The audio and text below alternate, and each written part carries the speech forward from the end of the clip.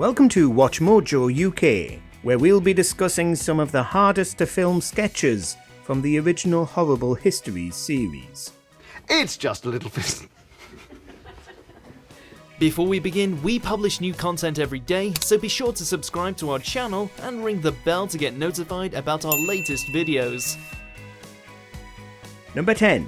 Viking Drummer. It was the summer of 793 when we sailed across the great North Sea. Did you know we get a lot of common vocabulary from the Vikings? If you've watched Horrible Histories, then yes, you probably already knew that. It's one of the many pieces of trivia from the Vicious Vikings segments. We're gonna get ya in the end. Arguably the most iconic Viking sketch is the hit rock anthem, Literally. This one was a bit of a challenge to film, since Jim Howick can't keep hold of his sticks. We're tearing up this place tonight, literally. Sometimes they even hilariously snap in two. It's even funnier when you learn, before fame, Howick was a drummer for punk band Blister. We're gonna paint the whole town red, literally. Number 9. Jester. Will Sommers was Henry VIII's most famous court jester. You called? Stonk.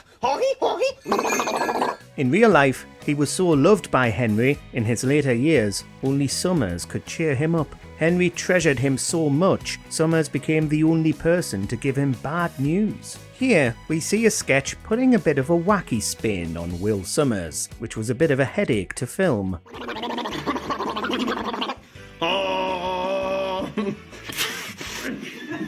Matthew Baynton seems to do too good a job of the jester, making the whole cast unable to contain their laughter. So what seems to be the problem, gentlemen? Catherine Howard. Sorry. The character is highly exaggerated though. Will Sommers is likely to have dressed much less comically. So what seems to be... So sorry. Number 8. Llama Farmer. Hi, I'm an Incan priest.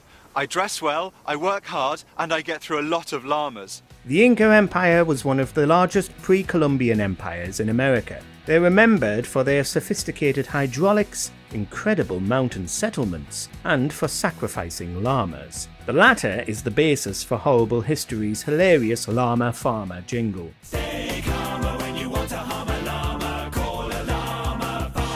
While the whole crew was professional for filming, the llama they hired was not.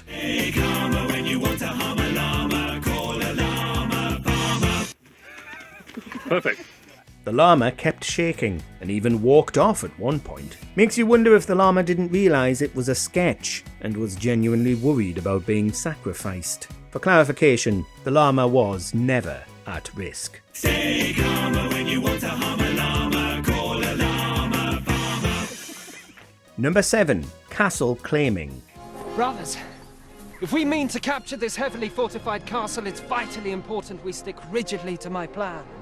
If you're familiar with how to take a castle, you're either a medieval time traveller or a strategy gamer. For those unaware, it's quite a tough job, which should surprise no one. This is what the crew is teaching about in this Nasty Nights sketch. Capture his lordship, and then, and only then, the castle is ours.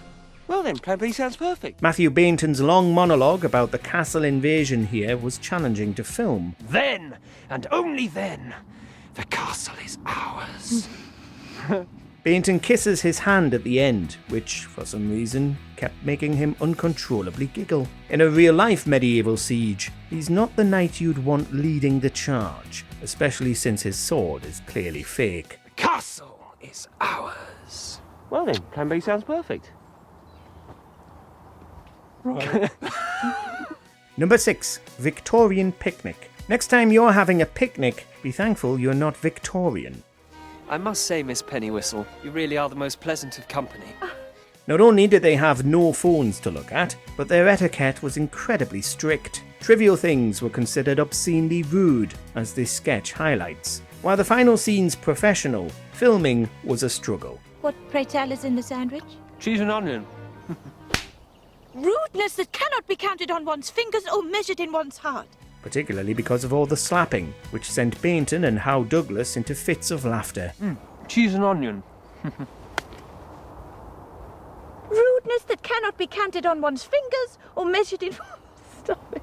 Thankfully for Baynton, his cheek didn't turn red in the end product. It highlights one of the many peculiarities of Victorian society. Cheese and onion. Oh. Rude. Sorry. Specifically, they spent more time worrying about picnic etiquette rather than extreme pollution and terrifyingly low life expectancies. Number 5. Unstable standard. In the Roman Republic and later Empire, they didn't have flags like we do now. Instead, they held standards, which were emblems on poles. These could be anything from an eagle to a logo. Standards were often considered essential for morale in combat, representing a legion's identity. In this sketch, we see more than one standard that wants to fall. It's not how it looks. Can we pick it up? Baynton is doing an excellent job acting, but these emblems are eager to ruin it. Honestly, I'm not. It's pure hilarity to watch, not just for us, but for the entire crew on set too. Number 4. Muddy Lawrence. Now we're going back to the previously discussed Nasty Nights sketch. This time, we're focusing on a later moment, relating to Lawrence Rickard. The band of knights decides to take the safer entrance into the castle. This shaft is completely unguarded, am I right, Roysty? Yeah, it's completely unguarded. All the way from the bottom of the shaft, right up to the castle toilets. The punchline is that it's a bit of a crappy entrance, which Rickard's character has already taken. He only gets one shot in this sketch, but that one shot broke everyone on set. Thanks anyway, Royston. Cheers, mate. Thanks. Let's hope for Rickard's sake that it only took one take, because it would have been a stink to film. I don't think you need to bully me today, Matt. Okay. According to legends, an entire family pack of toilet paper wasn't enough to clean him up. Okay, go. Number 3. Execution. I chucked her because she was a minger. If you've watched a lot of bloopers, you'll be aware of how frequently Jim Howick messes up his lines. One instance was when filming an execution sketch, where Howick kept stumbling over his words. I am seriously considering not coming to the next Aftercution? What is that? Execution is a fairly dark topic, potentially unsuited for children's television. Throughout the whole series, they frequently discuss the topic in a child-friendly way, which still gets the message across. Then I am seriously considering not coming to the next Aftercution. What? What's an Aftercution? It's one of many examples of why this series is so adored, for striking an excellent balance between education and entertainment. Then I am seriously considering not coming to the next Aftercution. Unbelievable. It wouldn't be possible without the hilarious cast of comedians. Number 2. Falling Over. We fall with the baddest emperors. And by bad, we don't mean good. One of the best songs from Series 3 was the Evil Emperor's song. As the title implies, it's about Rome's 4 worst emperors: Caligula, Elagabalus, Commodus, and Nero. Each one is trying to one-up the other to determine the real worst. This song was a bit of a challenge, all because of one singular shot, specifically the shot where Commodus, played by Ben Wilbound, falls flat on his face. Farnaby maintains composure, but Baynton and Howick both giggle like schoolchildren. Hopefully they had some safety mats thrown down, or else Wilbond might have been seriously injured after taking so many falls.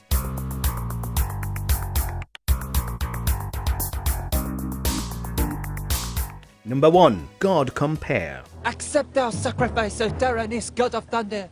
Keep the sky from falling on our heads. We all remember the Go Compare adverts that used to plague British television. Thankfully, they're a thing of the past, much like the Gallic Empire. For those unaware, Gaul is what Rome used to call modern-day France. This is the setup for the hilarious God Compare sketch. God compare, when blood must flow wherein and nowhere, God compare. It features Jim Howick comically singing, while the Gauls try to decide what god to sacrifice a prisoner to. Outtakes revealed it took quite some time to film without giggling. God compare, God compare, God compare, God compare. Every actor involved ends up bursting into laughter at one point or another, and even Howick himself can't stay professional. Show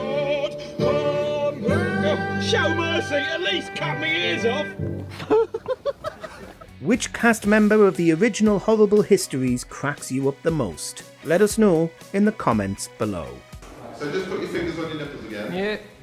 Okay. That's a direction I never thought I'd hear. Right.